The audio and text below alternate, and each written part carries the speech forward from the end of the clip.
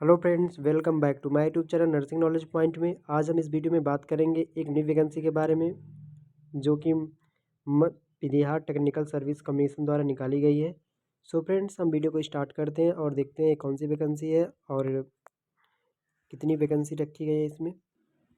Friends, आप मेरे channel पर नए हो तो चैनल को सब्सक्राइब करें और मेरे वीडियो को लाइक करें। सो फ्रेंड, आप वीडियो को स्टार्ट करते हैं और देखते हैं कौन सी वैकेंसी। आज की हमारी जो वैकेंसी है वो बिहार द्वारा निकाली गई, बिहार से निकाली गई है वैकेंसी। और इसमें बिहार सरकार, बिहार तकनीकी सेवा आयोग द्वारा निकाली गई वैकेंसी लैब टेक्नीशियन की वैकेंसीज़ है। और इसकी जो ऑनलाइन फॉर्म फिल स्टार्ट हो चुका है। सो फ्रेंड्स, ये हम बात कर रहे हैं बिहार तकनीकी सेवा आयोग से इस लैब टेक्नीशियन की वैकेंसी निकाली गई है और काफ़ी अच्छी सैलरी है और काफ़ी अच्छी वैकेंसी भी रखी गई है इसमें। सो फ्रेंड्स, हम बताते हैं आपको नोटिफिकेशन हमारे चैनल ग्रुप पे आप जुड़ जाए, चैनल ग्रुप ज्वाइन कर लें, वहाँ पे आपको नोटिफिकेशन मिल जाएगा। नहीं तो ऑफिशियल वेबसाइट से आप इसको डाउनलोड कर सकते हैं, नहीं तो मेरे ग्रुप व्हाट्सएप ग्रुप से जुड़ जाएँ और डिस्क्रिप्शन में लिंक आपको मिल जाएगा, तो वहाँ पे आपको नोटिफिकेशन मिल जाएगा इसका। सो फ्रेंड, अब हम देखते हैं कि इसमें कितनी वैकेंसियाँ हैं। फ्रेंड, सबसे पहले हम बात करेंगे इसके डेट की। तो आपका जो ऑनलाइन डेट स्टार्ट हुआ है वो 1/4/3/2025 यानी कि 4 मार्च 2025 से फॉर्म भरना स्टार्ट हो चुका है आपका ऑनलाइन। और अभी ये 1/4/2025 तक चलेगा, यानी कि 1 अप्रैल तक आपको इस फॉर्म फिल कर सकते हैं, इस फॉर्म को ऑनलाइन आवेदन कर सकते हैं। यानी कि 4 मार्च से 1 अप्रैल तक इस फॉर्म को फिल कर सकते हैं आप। और ये जो वैकेंसी निकाली गई है ये बिहार सरकार द्वारा निकाली गई है, बिहार तकनीकी सेवा आयोग द्वारा, और लैब टेक्नीशियन की ये वैकेंसीज़ है। सो फ्रेंड, हमने इम्पॉर्टेंट आपको बता दिया कि 4 मार्च से 1 अप्रैल तक आप इस फॉर्म को फिल करेंगे। अब नीचे की तरफ स्क्रॉल करते हैं और नोटिफिकेशन को फिर से देखते हैं। इसमें जो पद का नाम है इसमें लैब टेक्नीशियन है, जिसमें हिंदी में प्रयोगशाला प्रावैधिक लिखा गया है और इसका मतलब होता है लैब टेक्नीशियन। ये लैब टेक्नीशियन का पोस्ट है और वेतन जो इसका रखा गया है वो 20,200 रुपये रखा गया है। यहाँ पे वेतन मेंशन किया गया है और 5वें लेवल के अंतर्गत आपको वेतन मिलेगी। उसके बाद आपका इंक्रीमेंट लगेगा और इंक्रीमेंट के अनुसार आपका वेतन बढ़ाया जाएगा, इसमें ऐसा कुछ मेंशन किया गया है। अब हम इसकी क्वालिफ़िकेशन के बारे में देखते हैं। जो इसका एडिशनल क्वालिफ़िकेशन है, योग्यता रखा गया है, क्या रखा गया है इसमें। योग्यता ये रखा गया है कि आप इंटरमीडिएट 10+2 भौतिक विज्ञान, रसायन विज्ञान, जीव विज्ञान, अंग्रेजी के साथ उत्तीर्ण हो। किसी भी स्टेट से आप हो, आप इस फॉर्म के लिए एलिजिबल हैं। कहीं से भी आप पढ़े लिखे हों, किसी भी स्टेट से हो, किसी भी राज्य से हो, आप इस फॉर्म के लिए एलिजिबल हैं। आप इस फॉर्म को अप्लाई कर सकते हैं। बस आपके पास हाई स्कूल इंटर भौतिक विज्ञान, रसायन विज्ञान और जीव विज्ञान से आपका इंटर पास हो और आपके पास लैब टेक्नीशियन डिप्लोमा या डिग्री हो। लैब टेक्नीशियन मेडिकल लैब का आपके पास डिप्लोमा हो या आपके पास बैचलर डिग्री हो, तो आप इस फॉर्म के लिए एलिजिबल हैं। यहाँ पे साफ साफ मेंशन किया गया। साथ ही संघ अथवा बिहार अथवा अन्य राज्य सरकार द्वारा मान्यता प्राप्त संस्थान से प्रयोगशाला प्रावैधिक या फिर लैब टेक्नीशियन डिप्लोमा कोर्स या बैचलर डिग्री कोर्स आपके पास लेबोरेटरी टेक्नोलॉजिस्ट कोर्स किए हैं, तो आप इस फॉर्म के लिए एलिजिबल हो। और आप किसी भी स्टेट से हो, बस वहाँ का आपके पास इन काउंसिल का रजिस्ट्रेशन होना चाहिए। स्टेट नर्सिंग काउंसिल या इंडियन नर्सिंग काउंसिल से रजिस्ट्रेशन होना चाहिए, तो आप इस फॉर्म के लिए एलिजिबल हैं। आप इस फॉर्म को आसानी से भर सकते हैं, कोई इशूज़ नहीं है। और ना ही इसमें आपको स्टेट का जात लगाना है, ना ही आपको कोई प्रमाण देना है। बस आप किसी भी स्टेट से रहें, बस आपके पास लैब टेक्नीशियन का प्रमाण पत्र होना चाहिए और आप भौतिक विज्ञान से इंटरमीडिएट पास हो, तो अब इस फॉर्म के लिए एलिजिबल हैं। और फ्रेंड्स, और पॉइंट्स देखते हैं। सो फ्रेंड्स, यहाँ पे कैटेगरी की बात करें, यहाँ पे दिया कैटेगरी बाय वैकेंसी का, तो आपको टोटल वैकेंसी जो है वो रखा गया 2969 पद रखा गया इसमें टोटल। और यहाँ पे सो फ्रेंड्स, यहाँ पे विभाग का नाम दिया गया कि स्वास्थ्य विभाग पटना बिहार से वैकेंसीज़ है, इस विभाग का नाम है। उसके बाद यहाँ पे टोटल वैकेंसी जो रखा गया है वो 2969 और 766 पोस्ट रखा गया है। अब यहाँ पे पोस्ट की बात करें तो यूआर कैटेगरी में 902 पोस्ट रखा गया है और 316 पोस्ट रखा गया है। उसके बाद फ्रेंड्स, यहाँ पे ऐसा कुछ मेंशन किया गया है कि 35% महिलाओं को आरक्षण दिया गया है, तो इसमें आरक्षण का ही 766 सीट है। तो आपको हम बता दें कि 902 पोस्ट जो हैं यूआर कैटेगरी में रखा गया है, 225 पोस्ट ईडब्ल्यूएस कैटेगरी में रखा गया है। उसके बाद आपका 595 पोस्ट अनुसूचित जनजाति के लिए रखा गया है और 39 पोस्ट अनुसूचित जनजाति के लिए रखा गया है। उसके बाद फ्रेंड पिछड़ा वर्ग के लिए 415 पोस्ट रखा गया है और पिछड़े वर्गों की महिलाओं के लिए 126 पोस्ट रखा गया है। टोटल पोस्ट आपका 2969 पोस्ट रखा गया है टोटल पोस्ट। तो काफ़ी अच्छी वैकेंसीज़ आपकी हैं, आप इस फॉर्म के लिए एलिजिबल हैं और अच्छी वैकेंसी भी हैं। सो फ्रेंड्स आप इस फॉर्म को ज़रूर भरें। अब इसमें हम और भी देख लेते हैं कि क्या क्या प्रोसेसिंग है। यहाँ पे एज लिमिट जो रखा गया है, एज लिमिट आपको बता दें कि एज लिमिट जो है वो 1/18/2024 से आपका एज लिमिट गिना जाएगा और कम से कम आप 18 वर्ष के हों और जो आरक्षित यूआर कैटेगरी के जो उम्र है वो अधिकतम 37 वर्ष रखा गया है और आरक्षित महिलाओं के लिए उम्र 40 वर्ष रखा गया है और जो ओबीसी और एसटी कैटेगरी है उनका 40 वर्ष रखा गया है और अनुसूचित जनजाति और जो पुरुष और महिला बिहार के हैं वो उनका 42 वर्ष रखा गया है, यानी कि 18 से 42 वर्ष, यानी कि इसमें दिया गया कि 18 वर्ष का कम से कम का आयु होना चाहिए। उसके बाद आरक्षित में अब यूआर से है तो 37 वर्ष, अब महिला है तो 40 वर्ष, अब पिछड़ा वर्ग से है तो आप 40 वर्ष और आप बिहार से महिला पुरुष और अत्यंत अनुसूचित जनजाति से हैं तो आप उसमें 42 वर्ष इसमें एज लिमिट रखा गया है। सो फ्रेंड हम नीचे की तरफ स्क्रॉल करेंगे और भी देखते हैं इसमें क्या मेंशन किया गया है। सो फ्रेंड हम नीचे आप मेन पॉइंट पे कवर करेंगे, बाकी आप इसको नोटिफिकेशन को हमारे व्हाट्सएप ग्रुप पे ज्वाइन करके इस नोटिफिकेशन को देख लेंगे।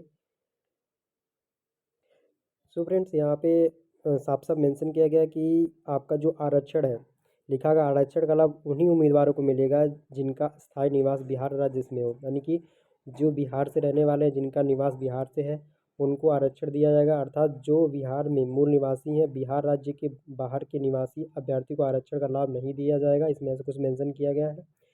सो फ्रेंड्स इसमें आरक्षण 35% महिलाओं के लिए रखा गया है तो इसमें कोई इशू नहीं है, आप इस फॉर्म के लिए एलिजिबल हैं और आप आराम से इस फॉर्म को भर सकते हैं और पढ़ाई करेंगे तो आरक्षण से कोई मतलब नहीं है। और यहाँ पे साफ साफ मेंशन किया गया है कि जो अनुसूचित जनजाति हैं और अनुसूचित जनजाति हैं उन सभी उम्मीदवारों को प्रमाण पत्र जमा करना होगा। इसमें जाति प्रमाण पत्र, स्थायी मूल यानी कि जाति और निवास दोनों आपको होना चाहिए, चाहे आप किसी भी स्टेट को हो आपको जाति और निवास लगाना ही है। इसमें ऐसा कुछ मेंशन किया गया है कि जब आप ऑनलाइन करेंगे फॉर्म तो इसमें जाति और निवास लगाना आपको, तो आप अपना जाति और निवास अगर नहीं बनवाएं तो आप बनवा सकते हैं, बाकी वो किसी भी स्टेट से हो आपको लगाना इसमें, इसके अनुसार आपको आपका सिलेक्शन होगा। और आप और जो अन्य पिछड़े वर्ग से हैं तब भी आपको प्रमाण पत्र जमा करना होगा। उसमें नाम क्रिमिनल लेयर होता है, क्रिमिनल लेयर होता है और वहाँ के अस्थायी मूल निवासी हैं बिहार राज्य के, ये सब चीज़ें हैं जो आपको लगाना ही है। तो फ्रेंड्स अब हम आवेदन शुल्क के बारे में बात करते हैं कि जो एग्ज़ाम तो आपका ऑनलाइन फॉर्म फीस है वो कितना लगेगा। इसमें साफ साफ मेंशन किया गया है कि जो आपका ऑनलाइन आवेदन करने हेतु निर्धारित आवेदन शुल्क यहाँ पे लिखा गया है कि सामान्य वर्ग, पिछड़ा वर्ग, अत्यंत पिछड़ा वर्ग, आर्थिक रूप से कमज़ोर सभी लोगों को 600 रुपये शुल्क रखा गया है यहाँ पे आवेदन का। उसके बाद नीचे की तरफ दूसरे नंबर पे अनुसूचित जाति, अनुसूचित जनजाति, बिहार राज्य के अस्थायी मूल निवासी जो हैं उनके लिए 150 रुपये रखा गया है और आरक्षित यानी कि यूआर कैटेगरी आरक्षित वर्ग की महिला उम्मीदवार बिहार राज्य के स्थायी निवासी जो हैं उनके लिए 150 रुपये रखा गया है। और यहाँ पे लिखा है राज्य के बाहर के उम्मीदवार, चाहे वो किसी भी वर्ग के या महिला पुरुष हो, अगर जो आप बिहार राज्य के नहीं हैं और किसी अन्य स्टेट से भर रहे हैं तब भी आपका 600 रुपये लगे, चाहे आप किसी भी कैटेगरी से बिलोंग करते हो आपका 600 रुपये लगेगा फीस। तो कोई दिक्कत नहीं है, 600 रुपये बहुत ज़्यादा नहीं है और काफ़ी अच्छा वैकेंसीज़ भी हैं, आप इस फॉर्म को भर सकते हैं और अच्छी खासी वैकेंसीज में आपका सिलेक्शन हो सकता है। यहाँ पे कहा गया और किसी आप दूसरे स्टेट से हैं तो आपका 150 रुपये लगेगा, या अभी आप दिव्यांगजन आप विकलांग हैं तो आपको 150 रुपये ही दे होगा, इसलिए आपको 600 रुपये पे नहीं करना रहेगा, आप किसी भी स्टेट से हो। अब यहाँ पे ऐसा कुछ लिखा है कि जो ऑनलाइन मोड है एप्लीकेशन फॉर्म फीस का, वो credit card, debit card, UPI, ये सब चीज़ें हैं, आप वहाँ से पे कर सकते हैं। बाकी आप हम देखते हैं और क्या पॉइंट है। यहाँ पे हम चयन प्रक्रिया के बारे में देखते हैं कि आपका सिलेक्शन प्रोसेस क्या है। तो आयोग लिखित प्रतियोगिता परीक्षा एवं कार्य अनुभव के आधार पर अभ्यर्थियों का चयन होगा। इसमें लिखा है कि पहले आपका लिखित परीक्षा कराया जाएगा, उसके बाद कार्य जो आपका अनुभव हो उसके अनुसार आपका चयन किया जाएगा। सो फ्रेंड्स, यहाँ पे आपका टोटल जो पेपर होगा वो 100 नंबर का जो कट ऑफ बनेगा 100 नंबर का बनेगा, और आपका जो कट ऑफ मार्क्स 100 नंबर का बनेगा। बाकी आपको आपका जो पेपर होगा वो 75 नंबर का होगा। जो कंप्यूटर बेस्ड टेस्ट कराया जाएगा आपका, वो 75 नंबर का होगा। और 25 नंबर वो है जो कार्य अनुभव के अनुसार आपका जो बिहार राज्य के अंदर जो लोग संविदा कर्मी हैं, लैब टेक्नीशियन, अगर जो बिहार राज्य के अंदर है, अदर स्टेट वालों के संविदा का कोई इसमें महत्व नहीं है। सिर्फ बिहार राज्य के जितने भी संविदा कर्मी हैं उनका इसमें एक वर्ष का 5 नंबर जुड़ेगा, और 25 अधिकतम 25 नंबर जोड़ा जाएगा इसमें। टोटल आपका 100 नंबर का कट ऑफ बनेगा, और आपका जो सीबीटी टेस्ट है वो 75 नंबर का होगा। बाकी 25 नंबर आपके संविदा के आधार पे, जो भी आपने 1 वर्ष किया तो 5 नंबर, आप 2 वर्ष किए तो 10 नंबर, आप 3 वर्ष किए हैं तो 15 नंबर, आप 5 वर्ष किए हैं तो 25 नंबर, अधिकतम 25 नंबर दिया जाएगा आपको। और ये सीबीटी टेस्ट होने के बाद जब आपका कट ऑफ जारी किया जाएगा, उसमें ऐड होके आपका संविदा के आधार पे ऐड होके आएगा ये।